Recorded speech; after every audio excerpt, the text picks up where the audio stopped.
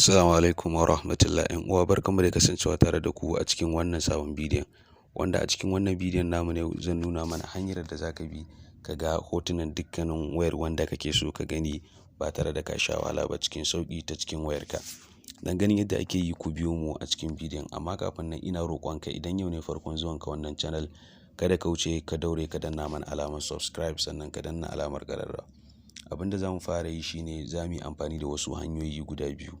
Hanya ta farko shine idan ka san email ɗin wanda kake so ka ga hotunansa, maybe ɗanka ne ko ‘yarka ko matarka ko budurwarka ko kuma dai duk wanda kake so ka gani, amma ku yi amfani da shi ta hanyar da ta dace. Da haka abin da za ku fara shine idan ka san email ɗin wanda kake so ka ga hotunansa, to direct sai ka ɗora email ɗinsa akan wayarka.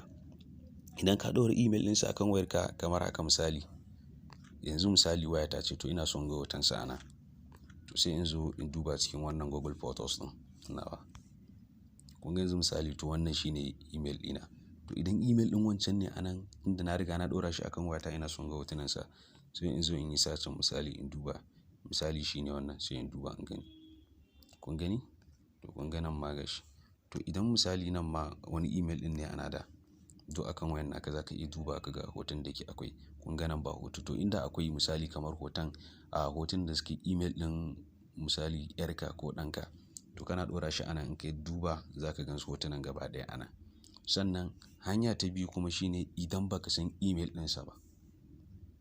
Sannan kuma idan baka san email ɗinsa ba misali ka karɓi wayansa sai ka ga misali haka, za ka ga maybe ƙila akwai password.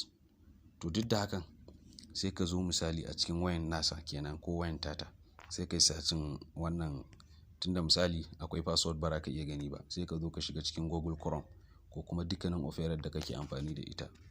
Sai ka rubuta photos.google.com. Kun gani? Sai ku danna sign in. Sai ka zaɓi email ɗin tunda akwai email akan wayanka. Kun ga nan direct ya riga ya hau misali dama akwai shi akan wayata. Sai ka danna nan photos. Sai ka dawo da shi nan farko kan photos. To anan bayan ya yi searching kaɗan ya ɗan gama, za ku ga dukkanin hotunan da suke kan email ɗina. Kun gani? To waɗannan su ne hotunan da suke kan email ɗina. To don haka ta hanyar amfani da wannan, ka ga idan a wayanta ne ko da ta yi sa password, za ka yi amfani da wannan hanyar ka sa photos.google.com kai searching za ka ga dukkanin hotunan. Sannan kuma hanya ta farko shine za ka yi amfani da wayanka ka ɗora email ɗinsa ko email ɗinta a kai. Wannan shine ƙarshen bidiyon, amma kada ku manta idan har ya burge ku, ku danna masa alamar like sannan ku yi sharing ɗinsa.